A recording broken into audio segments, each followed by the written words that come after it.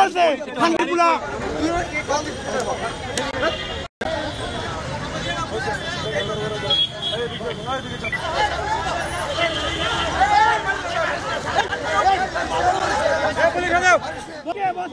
ভাই তোরা বলছে খানগুলা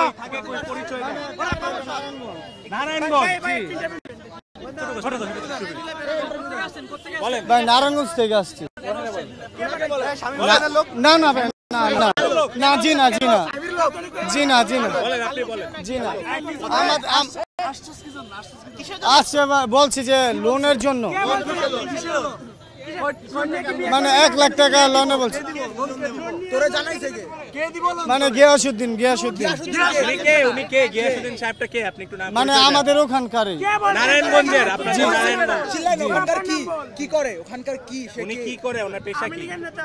না তা তো বলতে পারি না আমলি লীগের নেতা নাকি বলতে পারেন না কেন? আপনি পরিচয় দিচ্ছেন তার পেশা আপনি বলতে পারবেন না।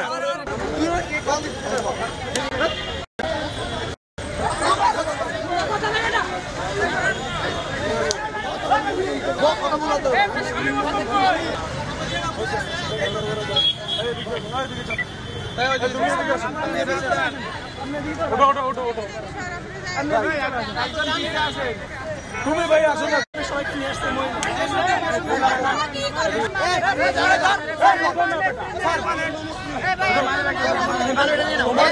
নাম্বারটা নিয়ে নেন।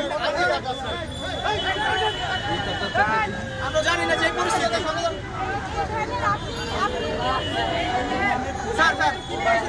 একদম পুরো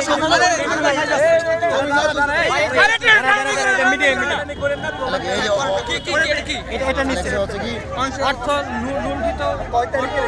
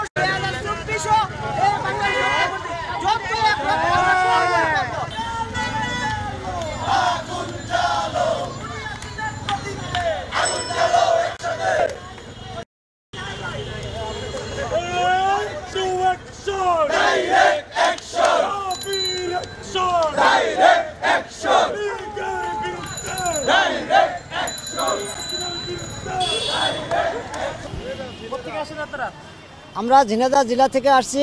আমাদের থানা কালীগঞ্জ 1 নম্বর সুন্দরপুর দুর্গাপুর ইউনিয়ন। আমি নান্নু। আমাদের বিনা সুদের লোনের জন্য আমাদের নিয়ে আসছে, আমরা এটা বুঝতে পারি নাই, যার কারণে আমরা এখন এসে আমরা ফেঁসে গেছি। এখন এছাড়া আমার কাছে আর ভাই কথা আর কিছু আসছে না ভাই, বুঝতে পেরেছেন। সকালতে মনে করেন ভাই রাত্রিতে কিছু খাইনি ভাই এখন পর্যন্ত। কোয়ালিটি সম্পন্ন আন্তর্জাতিক মানের CMT 500W CSRM committed for better still। এক মহিলা আমার গ্রামে বিনা সুদে লোন দিচ্ছে 1 লাখ করে, কোনো সুদ নেবে না। সেইভাবে কিন্তু আমরা টাকা দিলে 1,000 টাকা করে গাড়ি ভাড়া দিয়ে আসছি আমরা। এখন এতে মানে ওখানে ছিলাম, ওখানে আমাকে নিয়ে চলে আসলো।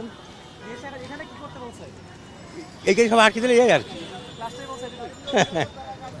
যে বিটি নিয়ে আইলো সে বলে নিয়ে গেছে তারা আটকে দিয়েছে। এইখানে আসলে বাংলাদেশের বিভিন্ন অঞ্চল থেকে, গ্রামের বিভিন্ন জায়গা থেকে তাদেরকে আসলে 1 লক্ষ থেকে 1 কোটি টাকা ঋণ দেয়া হবে বিনা সুদে, এই ধরনের কথাবার্তা বলে নিয়ে আসা হয়েছে। এবং প্রত্যেকটা বাস, মাইক্রোবাসের পেছনে হচ্ছে কয়েকজন লোক আছে যারা আসলে এদেরকে নেতৃত্ব দিয়ে নিয়ে এসেছে। তো আমাদের কাছে কিছু ডকুমেন্ট আছে ও তাদের হোয়াটসঅ্যাপ গ্রুপের বিভিন্ন চ্যাটগুলো আছে, যে তাদের কাছে নির্দেশনা ছিল যদি তারা বাসে করে এখানে ঢুকতে নাও পারে তাও যাতে তারা পায়ে হেঁটে চলে আসে।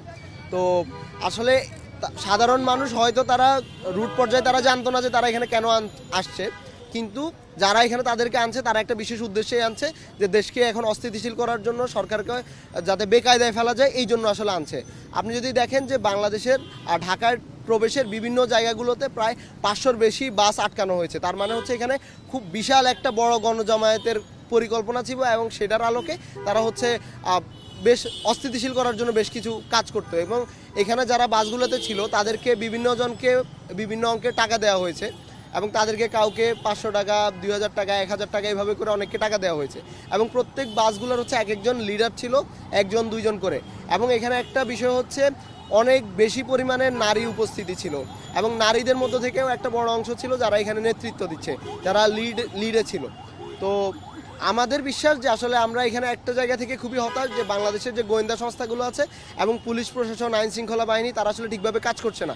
কারণ এই বিষয়গুলো তো আসলে আমাদের রাস্তায় নামার কথা না। দেশে পুলিশ প্রশাসন থেকে শুরু করে গোয়েন্দা সংস্থাগুলো আছে, তারা কাজ করছে, তারপরেও কেন আসলে সাধারণ মানুষদেরকে, সাধারণ শিক্ষার্থীদেরকে রাস্তায় নামতে হবে? দেখুন, আমরা ওনাদের সাথে কথা বলে যতটুকু বুঝেছি সেটা হচ্ছে কি ওনাদেরকে মিস ইনফরমেশন দিয়ে এখানে আনা হয়েছে। আমরা যখন আমাদের রুট লেভেলে এলাকায় ছেলেপেলেকে কল করেছি, যে কিশোরগঞ্জে কল করেছি, কুমিল্লাতে কল করেছি, তখন আমরা আসলে বুঝতে পারলাম যে হ্যাঁ, এলাকা থেকে কিছু মানুষ ঢাকার উদ্দেশ্যে এসেছে, কিন্তু কেন এসেছে এটা আর ওইখানে কেউই জানে না। ইভেন ওনাদের যে সব মহিলা পাঠাইছে জানে এখানে মানে একটা মিসক্রিয়েট হয় আর ওটা আমরা সামলাইতে না পারি। তো পরবর্তীতে আমরা লিডারগুলোকে রেখে পুলিশের কাছে হস্তান্তর করে বাকি গাড়িগুলো আমরা ছেড়ে দিয়েছি। আর ওদেরকে সুদবিহীন ঋণ দেওয়ার জন্য এখানে পাঠানো হয়েছে। এখন আমার কথা হলো 120 টাকায় আমরা আলু খাওয়া জাতি, আমরা আবার সুদ ছাড়া ঋণ দিব, এটা আসলে কতটুকু যৌক্তিক সেটা আমি বুঝতে পারতেছি না। আর ওই যে বললাম একটা ম্যাসাকার ক্রিয়েশনের জন্য, গণ অভ্যুত্থান করার জন্য, প্রতি বিপ্লব তৈরি করার জন্য এসব করা হচ্ছে, সেটা আমরা সফল হইতে দিব না। জি।